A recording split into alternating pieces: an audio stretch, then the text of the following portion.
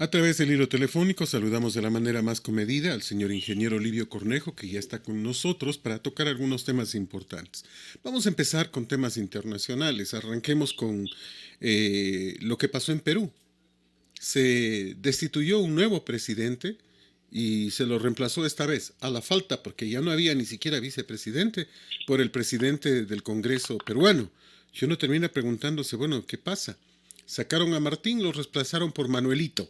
Pero aparte de aquello, esto le hace bien a la democracia porque a Martín Vizcarra, que lo han pretendido votar por 2 o 3 ocasiones, esta vez lo sacan por algo que pasó hace 10 años, cuando era gobernador.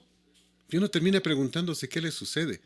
¿Quieren sacarle? Bueno, pues háganlo y demuestren por qué. Lo sacan supuestamente porque tiene incapacidad moral para gobernar. La pregunta es quién lo dice y cómo se manejan. Nos quedamos pensando en algunos temas. ¿Cuál es tu criterio? Buenos días, mi querido Livio. Muchísimas gracias. Buenos días, Fernando, y buenos días a todos quienes nos acompañan todos los días jueves.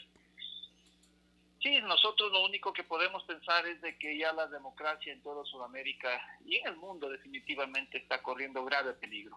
Aquellos que creen que el gobierno es aquel que da cosas, aquel que provee de cosas gratis a la gente, es quien debe estar gobernando, está totalmente equivocado.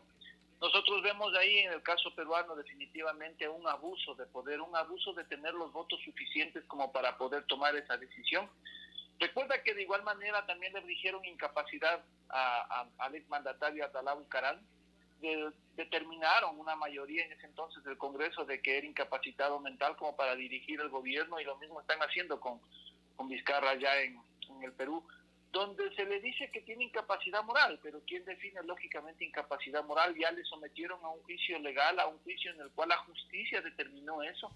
Habría que ver los motivos, las razones que van, como tú bien lo dices, hace 10 años cuando fue gobernador, me parece, que recibió dinero a sí mismo para la campaña o por obras, y en definitiva no se concluyó en el término del estudio, puesto que si tú cometiste un delito, eso es abuso de autoridad y abuso de los bienes públicos, y esto no solamente debería ser la destitución del cargo como presidente, sino ir directamente a la cárcel si hubiera, y siempre hay que decirlo, si se presentaran los documentos necesarios que prueben dichas aseveraciones. Pero lastimosamente en el Perú se toma la decisión por una mayoría del Congreso, por una mayoría de la Asamblea, y definitivamente lo expulsan de la presidencia de la República para tomar el presidente del Congreso esta decisión de ser ahora o autonombrarse, si cabe el término, a pesar de que tiene los votos suficientes para ser presidente de la República. La pregunta es, de ahora en adelante, ¿qué va a suceder con el Perú? La gente, muchos que estaban apoyando al expresidente, pues están levantados, le dicen que no es el presidente, que no lo reconocen, y esto continuará posiblemente una semana, unos 15 días. Están pidiendo, fíjate, la intervención internacional, de que los organismos internacionales vengan y vean lo que sucedió, pero la pregunta es, ¿para qué? Si cuando los organismos internacionales han avalado fraudes electorales como lo hicieron en el Ecuador, los veedores sirven únicamente para eso. Michelle Bachelet, como veedora de los derechos humanos para dirigirse a Venezuela, casi fue en noviembre y no presentó su informe en enero, diciendo que las cosas, sí, cierto es que hay determinadas violaciones, pero que no era para tanto. En definitiva, los organismos internacionales no van a hacer absolutamente. Los peruanos ya se acercan a unas elecciones, por lo tanto creo que esto no pasará de 1, 2 o 3 semanas de convulsión, pero definitivamente también el Perú tiene problemas económicos, no solamente por la pandemia, sino también por un mal manejo económico del país, y que se lo criticó mucho a Fujimori y a los siguientes, pero que ahora Ollanta y todos los que han venido detrás de ellos, pues definitivamente no han podido manejar un Perú que se sostiene en función de tener un tratado de libre comercio y permitir las inversiones extranjeras en ese país. Pero ¿qué pasa, no? Mira, un presidente que se suicida, otro que es defenestrado, Pedro Pablo Kuczynski, otro presidente preso, al que le decían el Cholo, precisamente. Oye, Ajá. ¿y qué mismo sucede? ¿Qué mismo sucede? O sea, si contamos los presidentes defenestrados, son por lo menos 3. Y no cambia la situación de Perú. Aunque económicamente hasta el momento ha estado bien manejado. Pero este clima de inestabilidad no va a contribuir en nada, ¿no? Sí, definitivamente no contribuye en nada. Es lo que se intentó hacer también aquí en el Ecuador, fíjate, con el levantamiento de octubre, pero no les dio resultado, porque iban tras eso, iban tras derrocar al gobierno de Lenín Moreno, pero ¿con qué intenciones, mi estimado Fernando? Las mismas intenciones que en el Perú, estar en eso, se cambiaron, fíjate, se cambiaron también los congresos, el Congreso también es nuevo, el Congreso supuestamente tenía la mayoría del presidente defenestrado, y repentinamente, pues de otra línea o la misma línea, pues los mismos toman la decisión de sacarlo de la presidencia de la República. Las cosas están muy graves. Chile también ingresa ya a un proceso también constitucional, a un proceso en el cual estoy más que seguro va a estar la izquierda presente en mayoría en esta constitucional de Chile, y van nuevamente a tener y dar poderes a determinados organismos que no van a cumplir ninguna función de veedores civiles ni cosa por el estilo. Lo único que se quiere es romper todo el esquema económico que se ha venido manejando en algunos países manejados económicamente exitosos, o si no, simplemente crear el caos para comenzar a permitir que otros factores, que otras ideologías ingresen en los países a gobernar y a tratar de manipular las decisiones que se tomen en el país. Nos quedamos pensando en algunos temas que son importantes, porque esto no solo pasa en Latinoamérica. Mira lo que ocurre en Estados Unidos. Ya empiezan a aparecer pruebas de supuesto fraude, pruebas claras. De acuerdo a los últimos datos, se ha estado utilizando algoritmos y una serie de programas para cambiar votos. Y que esos programas y esos algoritmos fueron hechos por el propio FBI, ni más ni menos, en administración Obama. Y que con ellos se espiaba una serie de temas. Y si hay cosas que son increíbles, por ejemplo, si tú revisas la votación del día martes, el conteo de votos del día martes anterior, pues la votación llega hasta 5 para las 6 de la mañana, es decir, hasta las 5:55, miramos dos curvas. En la curva superior, la votación con un poquito más de margen, alrededor de 10,000 votos más, favorable a Trump. A esa hora, de pronto, llega un cargamento de votos que desaparece la curva y la transforma en una pendiente vertical hacia arriba, hasta superar a Trump y cambiar. O sea, ahí no hay curva. No hay curva, eso es imposible de que ocurra. Tú puedes creer que llegue un cargamento de votos, 140,000 votos por correo, y que los 140,000 votos en una nación absolutamente dividida en dos lleguen solo para Biden. Uno termina preocupándose y preguntando, bueno, ¿y qué pasó? Porque que lleguen más votos para Biden que para Trump, o viceversa, es algo que yo consideraría normal. Pero si los dos candidatos están recibiendo similar apoyo, ¿cómo puede ser posible que llegue un cargamento de votos solo para Biden? Y en los últimos 5 estados, en Estados Unidos, ocurre aquello. Y nos quedamos pensando, bueno, ¿qué mismo pasó? Hace unos 4 días se daba una conferencia de prensa y uno de los periodistas insistía que no han presentado pruebas. Y le dijo, te voy a presentar un solo caso. Y dio el nombre de la persona y dijo, mira, falleció el 2 de noviembre. El 4 de noviembre, sin embargo, pide que se reciba su voto por correo. Le aceptan y el día 7, 8 de noviembre vota por correo. Varios días después de que había fallecido. Y le dio el nombre. Y dijo, como hay muchísimos casos más. Se nos queda una preocupación enorme porque ya el señor Biden, yo no tengo nada contra él, inclusive he escuchado sus últimos discursos muy conciliadores, muy buenos, podría decirlo, pero me quedo pensando, bueno, ¿cómo mismo es el asunto? Porque al señor Biden nadie de las autoridades lo ha posesionado, nadie lo ha proclamado, excepto la prensa. Y él ya está actuando como presidente de Estados Unidos. Y en las calles vemos que están listos para producirse una guerra civil. En Estados Unidos, a diferencia de Ecuador, se puede andar armado, y los vemos con rifles de alto calibre de lado y lado.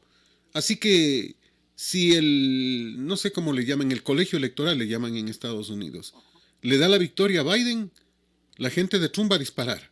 O viceversa. O sea, veo a Estados Unidos al borde de una guerra civil interna. ¿Qué opinas tú? Sí, no, definitivamente lo que tú dices es cierto. Lo que estamos viendo a nivel internacional, las noticias hoy se ha tomado ya un silencio total en lo que es la CNN y en otras emisoras y en otras cadenas de televisión que estaban apoyando a Biden. Es imposible, y es lo mismo que sucede en Ecuador o sucederá en Ecuador. El momento que haya ganadores, pues vamos a tener los famosos apagones, y de repente, de una curva que uno ya ve la tendencia, de repente determinada provincia, determinado sector de una provincia va a votar únicamente por el candidato que estaba en ese momento perdiendo, y lo va a superar al otro y lo va a ganar. Es decir, las cosas, si tú analizas, mi estimado Fernando, se están dando, y el peligro justamente del voto por correo era ese. Que gente que tú sabes, si las green card, las tarjetas de seguro social se falsifican, y con eso trabajan algunos de nuestros latinos, ¿no es cierto? Lo Muchísimos, hacen. Sí, muchísimos. fíjate, ¿qué tan difícil es hacer lo mismo? Cuando tú nadie te conoce, si bien es cierto, es un delito federal hacer este tipo de acciones, pero cuando tú desconoces esto, cuando se tiene toda la información de quién murió, los datos que puedes sacarlos, si tú pones más que el número de cédula, ya es el número del seguro social. Si tú pones el número de seguro social de la persona, te sale toda la información y todo lo tienes a la mano. Por lo tanto, esa no es información que únicamente la puede poseer el FBI o organismos extremadamente del gobierno, que están muy adentro del gobierno. Por lo tanto, si es que esto se sigue dando, si es que esto se sigue evidenciando, me parece que Georgia, el gobernador ya pidió el cuento voto a voto, me parece que detuvo el conteo y van a ir al cuento del voto al voto, a la revisión nuevamente. Si es que esto se da en Estados Unidos, que uno considera que la democracia, que ahí es un ejemplo de democracia, imagínate lo que puede estar pasando en otros países, o en nuestros países tan sencillos que no tienen esa información, y que aquí se dice que si no se abrirá una junta electoral o una urna electoral, a menos que sea superado por el 10% de diferencia, ¿no es cierto? Entonces, si hablamos de eso, cada proceso que nos van a seguir, tendríamos que tener alrededor de unos 30 votos en cada junta electoral para poder hacer una revisión voto a voto, ¿no es cierto? Allá, pues vamos a ver qué sucede. Creo yo que si están las pruebas, ahí no va a ser tan fácil. Tú bien lo has dicho, ahí hay el derecho al portar armas, y esto va a poder, siquiera no una guerra civil, pero va a haber inocentes que mueran por defenderlos, que algunos creerán que son sus derechos. Y esto va a tener que tomarlo muy en cuenta. Biden va a tener que relajar un poco la situación y ponerse a revisar todo, absolutamente todo, para que la democracia en Estados Unidos brille. Nos quedamos pensando en muchos temas, pero ya regresamos para seguir conversando con el señor ingeniero Livio Cornejo. Hacemos pausa.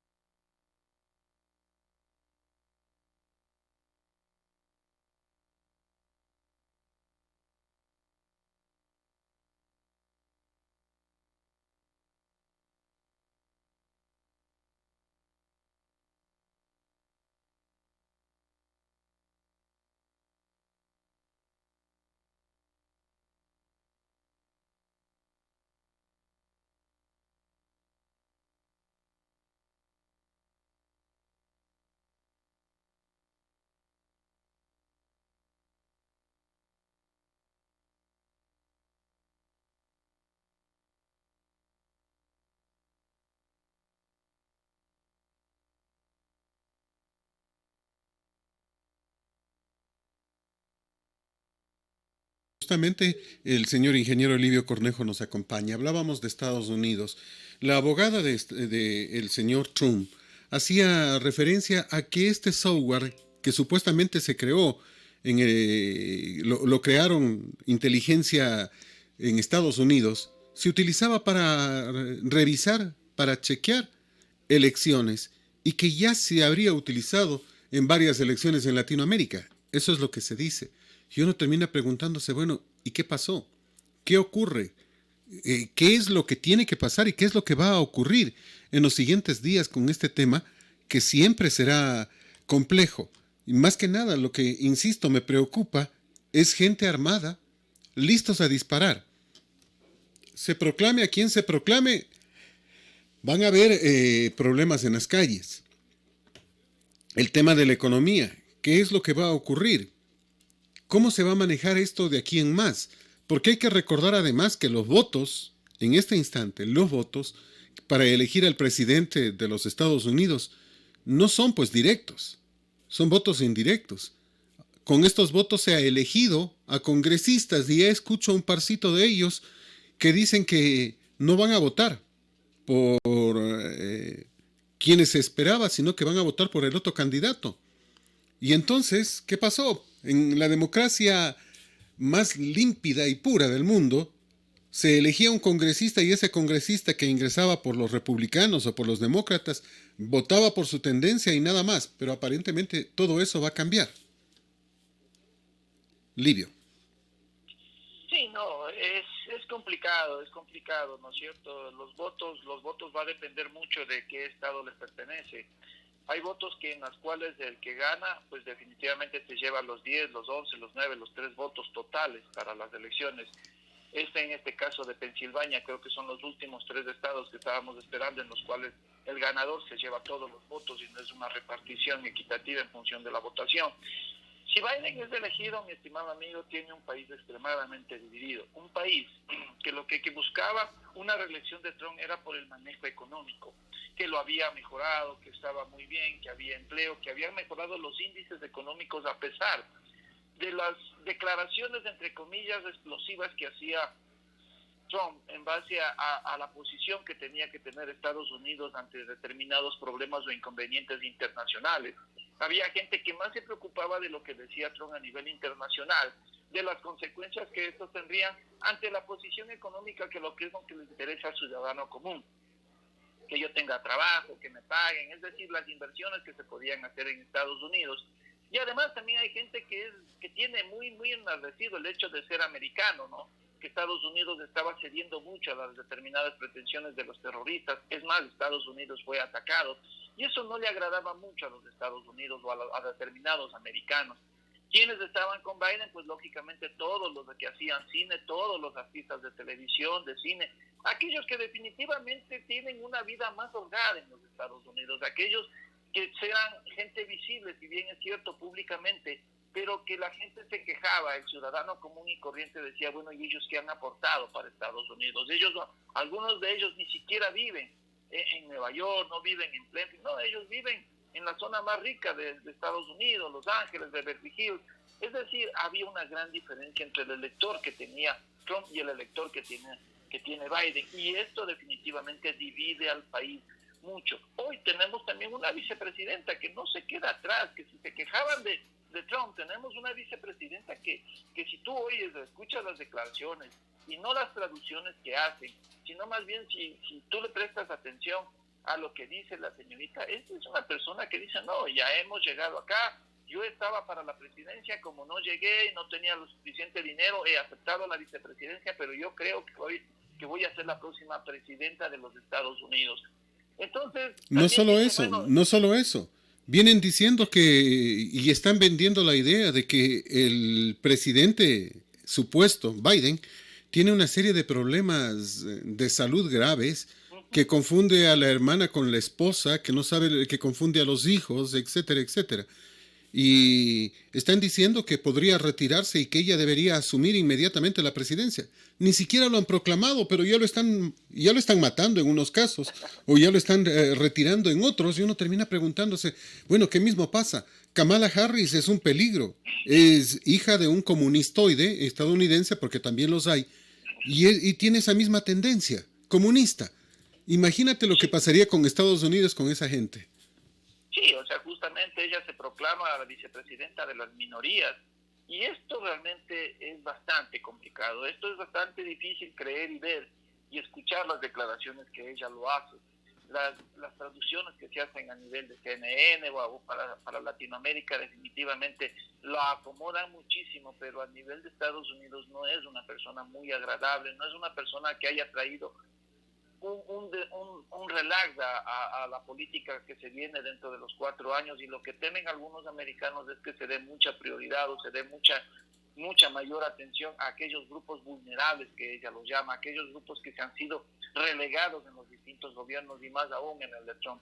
Y si tú ves este tipo de discurso, es lo que no existía antes en los Estados Unidos. Ganaban los demócratas o ganaban los republicanos. Se ahondaba esfuerzos por sacar adelante Estados Unidos y muy poco se hacía. Si bien es cierto, había la diferencia tal vez en este tema, pero muy poco se los hacía públicos para justamente no enardecer la situación. Estados Unidos ya no está mucho en capacidad de recibir tantos inmigrantes legalmente, por lo tanto la ilegalidad se está convirtiendo en el pan de todos los días de Estados Unidos. Veamos qué va a hacer Biden con la separación de las familias que muchos andan reclamando.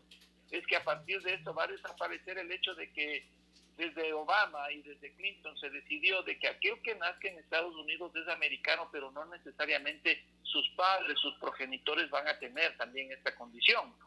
Entonces Biden posiblemente, para quedar bien, va a retomar el hecho de que si tienes un hijo, pues toda la familia y sus progenitores serán americanos y tendrán los mismos derechos en un país que no puede levantarse económicamente hasta ahora y que está luchando contra 2 potencias que se están definitivamente comiendo el mundo, como son China y Corea. Nos quedamos pensando en varios temas. Vamos a temas nacionales. Álvaro Noboa se quedó con los churos hechos y no será candidato. Increíble, ¿no? Habían dicho hace unos días que Álvaro Noboa iba a ser candidato, pero los plazos adicionales para realizar procesos de democracia interna quedaron sin efecto esta madrugada en una sesión del Consejo Nacional Electoral. El empresario Álvaro Noboa no podrá candidatizarse a la presidencia de la República por el Movimiento Justicia Social, ya que no participó en su debido momento de los procesos de democracia interna que realizó esta agrupación con miras a las elecciones de febrero. La madrugada de hoy, el Pleno del Consejo Nacional Electoral CNE, con 4 votos a favor, dejó sin efecto la resolución adoptada por ellos mismos el 5 de noviembre que establecían plazos adicionales para que Justicia Social realizara sus primarias para escoger sus candidatos. Esta payasada del Consejo Nacional Electoral permitió que esta organización política decidiera presentar la candidatura presidencial de Noboa, ya que su anterior precandidato Fabricio Correa declinó la postulación. No es posible sustituir candidatos presidenciales por la voluntad de los dirigentes de un partido. La resolución del 5 de que podría consagrar irregularidades respecto a una venta de un partido o un cambio de favores expuso el candidato Luis Verde Soto, que es el que presentó la moción. El consejero Luis Verde Soto. Basado en una nueva decisión, el Pleno del Consejo Nacional Electoral inadmitió las impugnaciones presentadas por César Monge y Pascual del Chopo, presidente del Movimiento Creo y del Partido Social Cristiano, respectivamente, contra esa misma resolución, dado que ya había sido reconsiderada y su acto administrativo había quedado sin efecto. Fue Verde Soto, Luis Verde Soto, quien al iniciar la sesión mocionó la reconsideración. Dijo que cuando se eliminó a la agrupación política del registro electoral, ya los procesos de democracia interna se habían cumplido dentro de los plazos del calendario electoral. Recordó que Justicia Social realizó su proceso de democracia interna entre el 9 y el 23 de agosto y hasta el 3 de septiembre hizo la aceptación personalísima de sus precandidaturas. Incluso inscribió varias de ellas, excepto en 9 provincias, y que una vez que se le retiró la personería jurídica, las demás etapas a cumplir del calendario electoral quedaron suspendidas. Enrique Pita, vicepresidente del organismo, coincidió con Verde Soto y dijo que Justicia Social tuvo el tiempo adecuado y los medios suficientes para en igualdad de condiciones escoger a sus candidatos. La moción se aprobó con 3 votos, el de Verde Soto, el de Pita y claro, José Cabrera, y se abstuvieron Diana Atamaín, presidenta del CNE, y Estela Cero. Atamaín dijo que había el riesgo de que la resolución que habían tomado antes quedara en el limbo si la nueva propuesta no lograba los votos para ser aprobada. Mientras que Acero recordó que la sentencia del Tribunal Contencioso Electoral que ordenaba permitir a Justicia Social continuar con el proceso de candidaturas es de última instancia y de obligatorio cumplimiento. Uno termina preguntándose, ¿van a seguir con semejantes payasadas? Son ellos, y nadie más que ellos, los que dicen que Justicia Social puede inscribirse, le dan vida, le dan plazos, nuevos plazos, y aparece Álvaro Noboa. Pero como ven que patea el tablero electoral, le vuelven a poner fuera en la madrugada de hoy. O sea, y uno termina preguntándose, ¿esto es un circo? ¿Esto es una payasada? O sea, hoy sí, mañana no. Hoy eres candidato, pero mejor no. Hoy Justicia Social puede poner candidato, pero cuando pone Alvarito, no, entonces ya no vale. ¿En qué estamos? Bueno, Fernando, yo realmente discrepo mucho del famoso pateo del tablero electoral. A mí o sea, yo ya lo he dicho y lo voy a decir nuevamente públicamente, mi estimado amigo, que detrás de Álvaro Noboa están los señores, la familia de Silca Sánchez. Lo hemos dicho también. Lo hemos dicho también. Sánchez, su papá y Silca Sánchez, ¿no es cierto? A tal punto de que al no tener ni siquiera previsto esto, le ponen al esposo de Silca Sánchez como candidato a la vicepresidencia de Álvaro Noboa, a ver, ¿no es cierto? permíteme que discrepe contigo ahí. Mira, Álvaro Noboa pudo haber llegado a un acuerdo con el Partido Social Cristiano y con Creo, ¿no es cierto? Se dice que no llegó a un acuerdo porque el señor Lasso no quería soltar la presidencia. Supongamos que fuera cierto. Con el Partido Social Cristiano había esa posibilidad, porque no había problema con Cristina Reyes, que sí estaba dispuesta a ser candidata a la vicepresidencia. Con Sociedad Patriótica, Lucio Gutiérrez había aceptado que Álvaro Noboa sea candidato a la presidencia y él ir a la vicepresidencia. El señor ex fiscal general de la Nación, el señor Pesantes, lista 19, le había ofrecido el partido completo. Así es. ¿Por qué no se llegaba a acuerdos con estos partidos? ¿Por qué no se llegó nunca a un acuerdo? Porque Silca Sánchez quería poner a su marido de candidato a la vicepresidencia. O sea, quería los Sánchez. Querían todo. Ellos querían todo. Ellos no es que no había otro candidato y por eso pusieron de candidato al vicepresidente. No, ese era aparentemente el ofrecimiento que le hizo Silca al esposo. No sé si para que se case con ella o no sé por qué. O sea, pero llegamos a ese nivel de cosas. O sea, justamente, mi estimado Fernando, o sea, ahí yo veo eso, ¿no es cierto? O sea, no es la predisposición, o sea, ellos creen y pretenden únicamente manipular y manejar al candidato Álvaro Noboa, ¿no es cierto? Yo he mantenido conversaciones con el partido aquí, porque tratábamos de hacer una alianza con el movimiento al cual pertenezco y el partido de Álvaro Noboa cuando estaba en la lista 7, cuando todavía se insinuaba que que van a salir aprobados por el CNE, mi estimado amigo. Y cuando yo muchas veces hice llamados a mucha gente de los de Noboa, y al mismo intenté y mandé algunos mensajes al señor Sánchez diciéndole que busque espacio en otros partidos, que busque alianzas, que es el candidato más opcional, el señor Álvaro Noboa. Pero poco a poco, fíjate que se metieron y se enredaron en esto, a tal punto de que impidieron los diálogos políticos que son muy necesarios a veces para llegar a entendimientos en determinadas provincias. Y lo que se nos supo decir era que todas las decisiones se estaban tomando a nivel de Guayaquil, que Guayaquil tenía que mandar las carpetas de los candidatos, allá los analizaban y ahí se aprobaban. Y yo decía, eso no puede ser posible. O sea, eso es la mayor de las ridiculeces que se puede poner para impedir de que se haga alianzas y de que se fortalezca el movimiento o la presencia de Álvaro Noboa a nivel nacional. Hoy sucede lo mismo. Fíjate cómo se manipula el buen nombre, cabe decir, de Álvaro Noboa. Se lo hace participar, se lo ve leyendo un pronter de su aceptación a la candidatura. Es decir, para los Sánchez, lo único que es Álvaro Noboa termina siendo un muñeco donde lo pones, lo quitas, lo sientas, lo paras. Es decir, no hay personalidad en Álvaro Noboa, a pesar de que no nos guste decirlo, porque se presta para este tipo de jugarretas, para este tipo de acciones que lo que hacen es únicamente quitar o desdibujar la imagen que uno puede tener de un gran empresario, de una persona que lidera algo, de una persona que toma decisiones. Lo que menos puedes tú tener es una persona que pueda ser manipulada y que vaya a dirigir el país. Eso es lo que me hacen sentir al momento que lo veo a Álvaro Noboa en esta situación, mi estimado amigo. Los Sánchez, yo no sé qué es lo que persiguen, no sé qué es lo que tratan de buscar tras la imagen de Álvaro Noboa, o simplemente, fíjate ahora que se va con el peor de los movimientos que pudo haber elegido, un partido que, entre comillas, está con los Correa, está apoyando al hermano de Correa, están los correístas también divididos en ese partido Justicia Social. Por lo tanto, mi posición desde el momento que se volvió a relanzar Álvaro Noboa fue no votar por Álvaro Noboa, y lo he hecho público en las redes sociales, porque definitivamente los ecuatorianos no estamos para estas jugarretas. Y esto es lo que está provocando a veces hasta pienso a Tamaín, con el estilo de crear discrepancia a nivel de la derecha, a nivel de lo que necesitamos de estar aliados, unidos, nos guste o no. Esto es un enfrentamiento en las urnas de la derecha contra la izquierda, de aquellos que quieren y tratan de eliminar al correísmo y aquellos que quieren el continuismo de un correísmo, aquellos que quieren un gobierno como el que tenemos de este momento, mi estimado amigo. Álvaro Noboa debería reconocer esta situación y no prestarse para este juego que lo único que hace es perder y borrar su buena imagen ganada en el tiempo. En eso coincidimos absolutamente. Pero ¿qué hacemos con el Consejo Nacional Electoral? O sea, son ellos los que generan el problema. Son ellos los responsables de todo esto. Son los que dicen hoy sí, mañana no.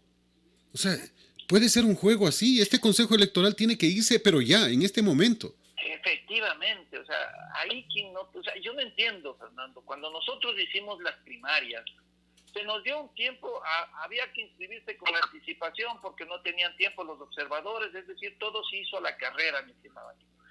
Y una vez que estaban designados, y esto ya se dio, una vez que estaban designados y había personas que no aceptaban o lo que sea, tú tenías que reemplazarlos inmediatamente, o al menos ponerlos un reemplazo para después otra vez sustituirlos, si es que no, casi cabe el término. Es decir, es una jugada tremenda la que se hace, o sea, no hay seriedad en las acciones. O sea, si antes criticábamos que se ponía dedo a los candidatos, ahora se está haciendo lo mismo, mi estimado amigo, con las mismas acciones o diferencias de que tienes que, si él no acepta, inmediatamente le pongo el suplente y después vemos qué hacemos. O sea, es las mismas jugadas. Y la señora Tamaín está jugando con fuego, mi estimado amigo. Este proceso electoral va a terminar mal, porque no creo que los ecuatorianos vayamos a aceptar nuevamente la metida de mano en el proceso electoral. Eso es lo que yo aspiro, de que los ecuatorianos ya despertemos, y a esta señora Tamaí y el grupo de secuaces con los que se está manejando el Consejo Nacional Electoral, con la señora Estela Atero y el otro que no me recuerdo el nombre. Yo creo que los cinco tienen que irse. Sí, o sea, que se vayan todos, porque no hay quien nos garantice un proceso limpio, mi estimado amigo. No hay quien nos garantice que la persona que vaya a ganar sea quienes han elegido a los ecuatorianos. Me dicen que Arauz está con el 25%, y créeme, de las 20 personas que pregunto, ninguno está con este señor, ni de chiste. Yo no sé de dónde sacan las encuestas. Es que no son encuestas, son manipulaciones a la voluntad de la gente. Pretenden decirle solo por ellos hay que votar, cuando ellos no tienen absolutamente votos. Mira, en días anteriores estábamos revisando y conversando con mucha gente, con varios periodistas a nivel nacional, con muchos periodistas a nivel nacional. Y después de analizar todos estos temas, de preguntarle a mucha gente, decíamos que Álvaro Noboa pateó el tablero porque la intención aparentemente era dividir a la derecha, es decir, quitarle votos a Lasso. Y sabes que lo que hizo, de acuerdo a estos datos preliminares, era simplemente darle fortaleza a la derecha, no debilitarla.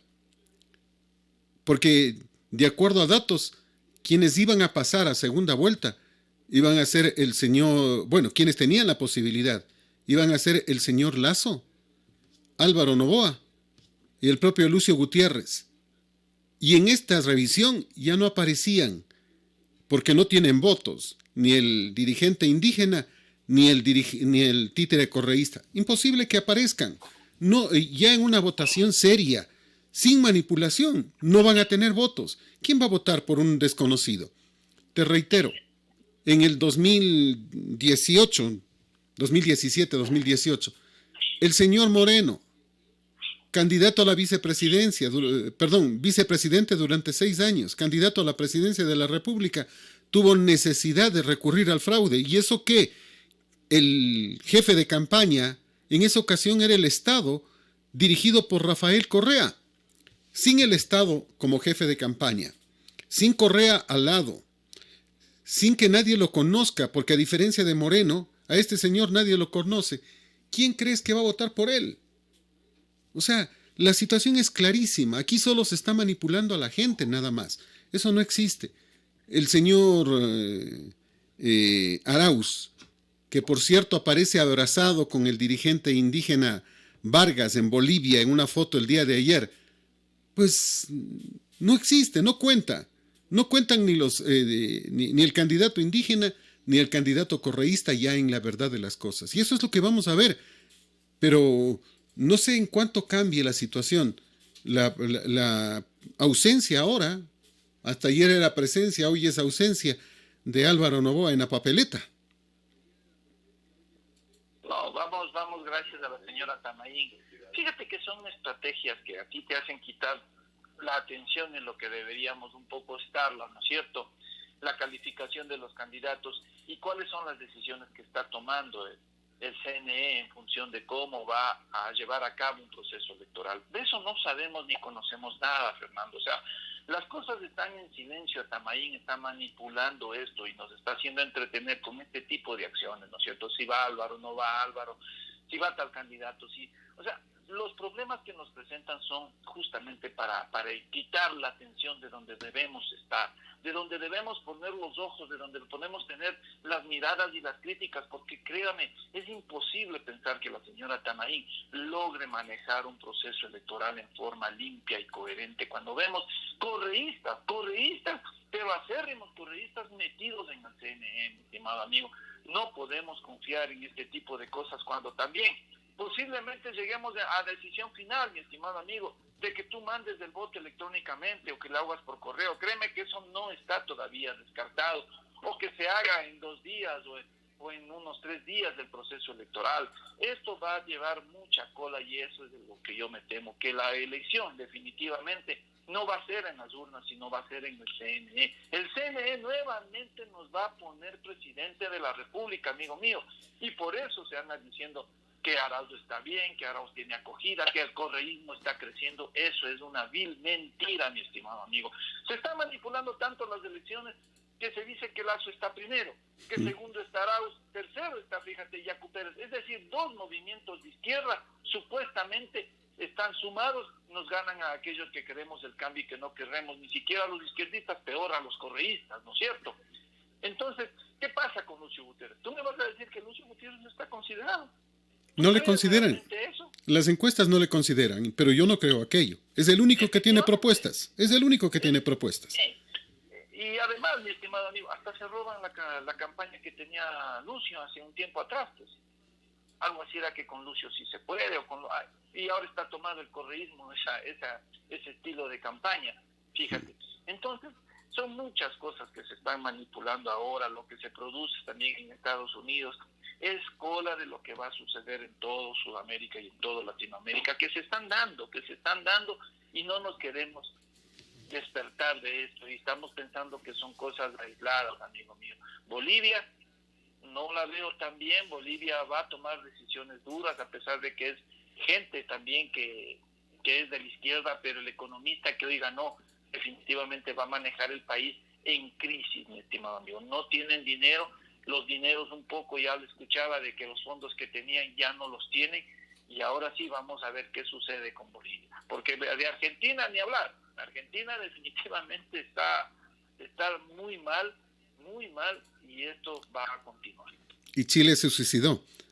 Y hablando de temas medios complejos, medios increíbles, hemos visto en estos días a la vicepresidenta llegar a España y al Vaticano. Llega al Vaticano con una facha, perdón el término, de 1800, y con su esposo y sus hijos. Y uno se pregunta, bueno, ¿y qué pasa? Más allá de la ridiculez, me quedo pensando en lo que hizo el canciller ayer, en una entrevista en CNN, quien defiende a la vicepresidenta y dice que se ha jugado su vida para una causa muy noble. ¿Concuerdas con aquello? Bueno, la causa noble de ir con toda su familia, ¿no? La causa noble de no tener qué hacer en el país. Mejor se va a pasear, pues, mi estimado amigo. Le quedan pocos meses, hay que disfrutar la vicepresidencia, y eso es lo que sucede.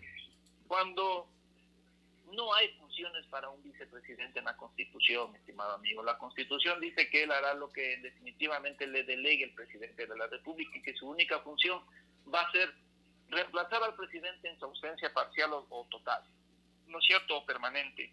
Entonces, la pregunta es, ¿para qué tenemos vicepresidente? ¿Para qué tenemos esa figura? Para que cumpla sus sueños, de visitar al Papa junto con la familia.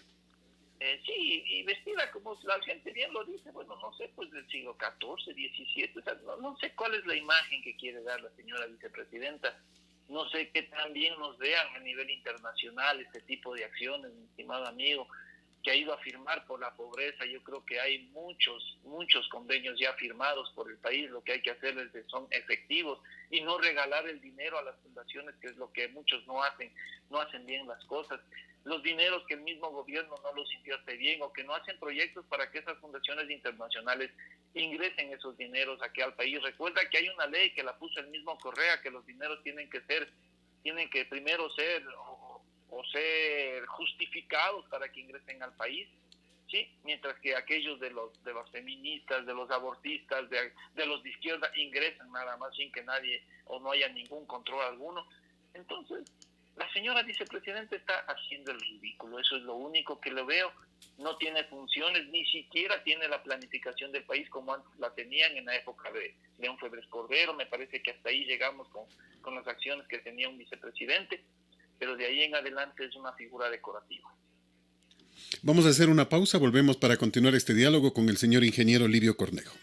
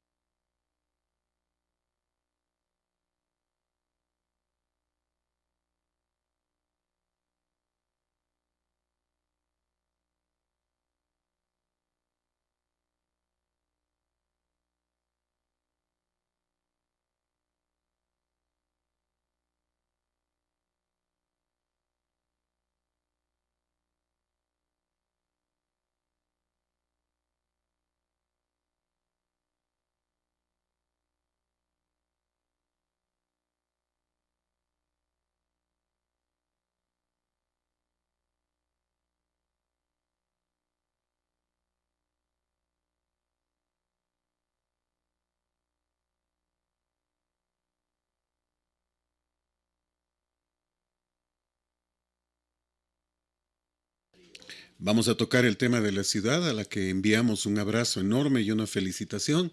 Estamos en el bicentenario de la independencia de la provincia de Ambato, en primera instancia, luego denominada provincia de Tungurahua. Livio, ¿cómo miras lo que está pasando en nuestra provincia? Bueno, a veces con un poco de tristeza, mi estimado amigo. Qué pena que un evento tan importante como el Bicentenario pues se había visto opacado por esta crisis sanitaria, si se puede llamar así, del COVID-19. La presencia de algo que definitivamente no la esperábamos, donde definitivamente las autoridades, no solamente las de Ambato ni de la provincia, han demostrado que son incapaces de manejarla, de saber y de tomar decisiones acertadas para la protección del pueblo.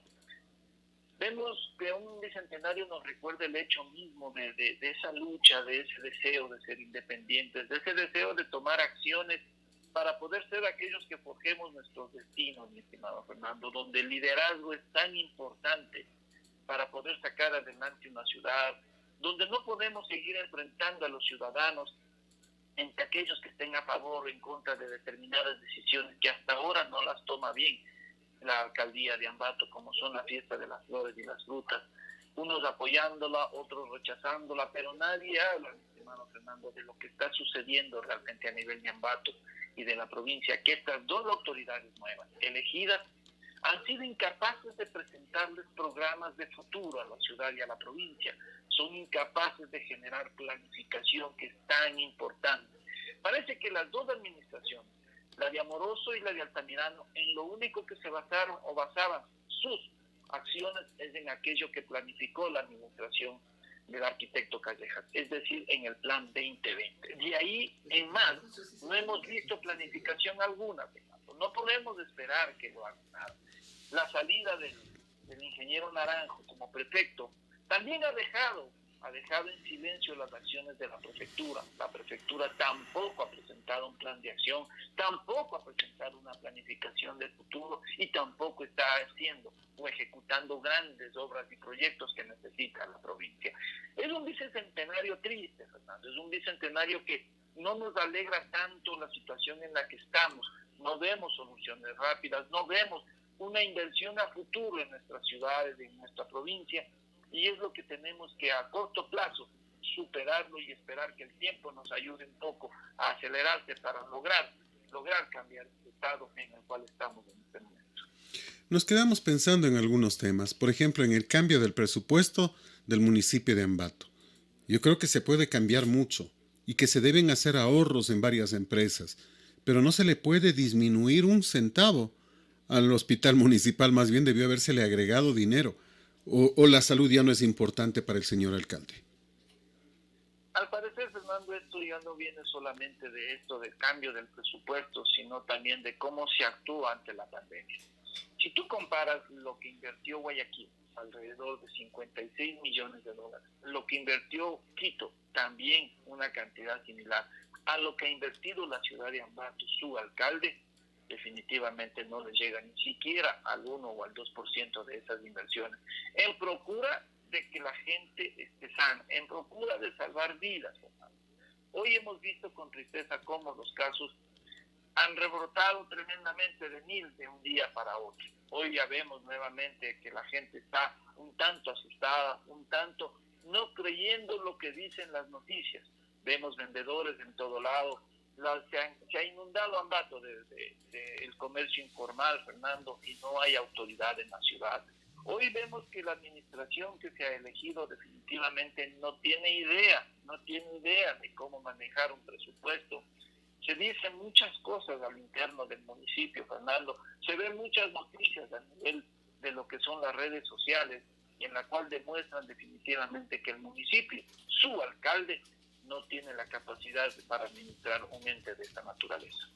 Me quedo pensando en varios temas. Por ejemplo, la construcción que se anuncia de un nuevo albergue sería, solo que más grande, por el mismo sector, solo que más grande. Y uno se pregunta, bueno, y en este instante hay una serie de problemas, porque cuando los animalitos son llevados allá, entre comillas, cuidados, rescatados, si en 60 días no hay quien los adopte, me dicen, no sé si es cierto, me dicen que son eliminados. Y uno termina preguntándose, ¿no es mejor evitar esto antes que construir a un costo de más de $600,000 una nueva edificación? Fernando, por eso te digo que hay falta de capacidad. Fernando, hoy en día hacer alimentos para perros definitivamente es cosa que tú lo puedes hacer hasta en tu casa. Hay maquinaria que puede ser adquirida por el municipio. Hay tecnología que puede ser adquirida y el know-how correspondiente también lo puedes poner si pones a una persona al frente a hacer los alimentos para los animales. Pero cuando no hay ese deseo, Fernando, cuando no se sabe invertir el dinero, definitivamente lo más fácil es eliminar el problema. Y en este caso la eliminación del problema es matar a un peludito, matar a un animalito.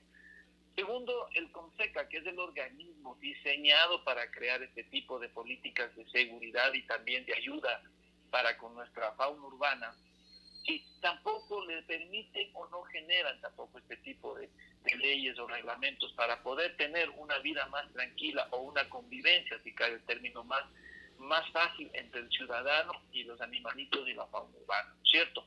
No se preocupan básicamente en qué, estimado Fernando, que no se puede seguir teniendo venta de animalitos así porque sí, sino más bien, ¿por qué no se comienza a restringir el hecho de que si tú tienes una veterinaria y eres un vendedor de animalitos, ¿no es cierto? Primero deberías calificarte.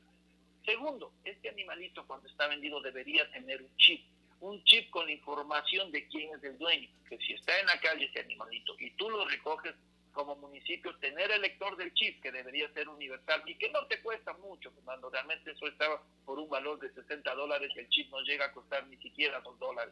Eso sería tomar una acción directa como municipio y también decirle al dueño que si su animalito está y se lo encuentra, él será objeto de una multa y se le cobrarán los gastos en el caso de que el animalito esté en el refugio. ¿Sí entiendes? O sea, darle responsabilidad al ciudadano para que los peludos también sepamos quiénes son los dueños y no sean vendidos como simple mercancía, como ahora se le está haciendo en el mercado América.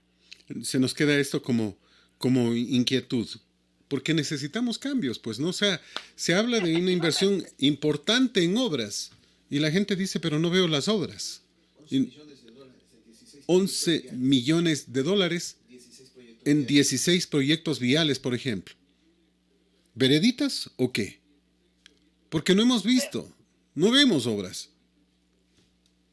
Obras seguramente, y son muy necesarias seguramente, y ojalá se les esté haciendo en la zona rural, mi estimado amigo. Ojalá las obras sean en beneficio de varias de ellas en Izamba, se dice.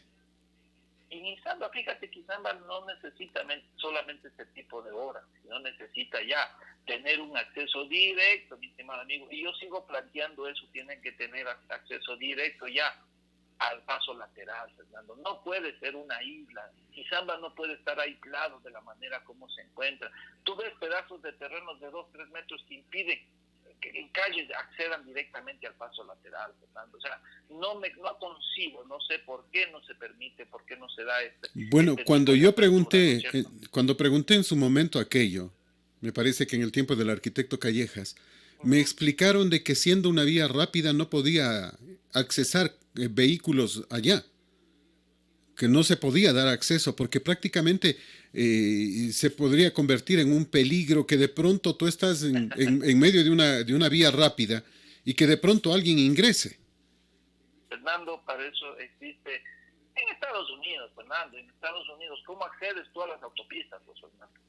En Estados Unidos son 7 carriles, ¿no es cierto? 3, muchas veces los 4 y 1 que te permite y te da justamente el acceso como una calle más o un carril más hasta que te integres a la vía. ¿Sí o no, Fernando? Claro. Sí. ¿Qué nos pasa a los zambateños? ¿Qué nos pasa a los administradores, Fernando? Donde deberíamos tener y pensar en el flujo de vehicular. Yo no sé qué estamos esperando, qué estamos haciendo, Fernando. Ve, así de simple, y para mí sería una gran solución evitar y poner y sancionar a aquellas personas que se estacionen en las avenidas, Fernando. Anda en la avenida Sáenz, Fernando. Parados los vehículos fuera de los hogares de los ciudadanos, en una vía que es de descongestionamiento, ¿sí o no, Fernando? De ingreso y salida de ambas. Y tú tienes parqueaderos a los dos lados, Fernando, y hay los letreros que dicen prohibir estacionarse, y vemos a los agentes de tránsito y no pasa nada. Y ven eso y no pasa nada, Fernando. Pero si en el mismo mall, pues, a la entrada del mall, vemos los taxis estacionados y los agentes de tránsito ahí, cuando está prohibido estacionarse. ¿Por qué no se hace respetar la ley? El momento que nosotros como ciudadanos sepamos que en las avenidas está prohibido pasar y que te pongan un ticket, a ver si lo vuelves a hacer, Fernando. Si la persona tiene un restaurante, primero ese restaurante, para haberle dado el permiso, tenía que tener un espacio para el parqueadero, Fernando. Si no, negado el permiso para el restaurante. ¿Sí o no, Fernando? Así debería ser. ¿Y dónde está la autoridad, Fernando? O pobrecito el que tiene el restaurante, pobrecito el que es un emprendedor, Fernando. Las leyes y las ordenanzas nos permiten mantener una ciudadanía en armonía, una ciudadanía que puede vivir y convivir en una ciudad. Si tú no lo haces, Fernando, tienes el caos de la informalidad, y eso es lo que está pasando en Ambato. Pensemos en algo que ocurre en todas las calles, pero yo voy a poner el ejemplo precisamente en la 5 de junio. Ayer me estacioné en la calle 5 de junio, a una cuadra y media más o menos de la oficina de tránsito. Mira, primero, la dificultad de buscar en dónde puedes comprar el ticket. Segundo, tienes que ir llevando anotado el numerito. Ayer me pasó a mí de que leí el número de una manera y no era así, pues. Entonces, cuando llegué y le dije, no, me dijo, está equivocado, ese no hay por aquí. Otra vez, con paciencia, vuelvo a leer el mismo número, ahí, por si acaso me doy la vuelta y giro, y ahí me doy cuenta de que estaba viendo las letras al revés, los números al revés. Entonces, ahí regresé con el número.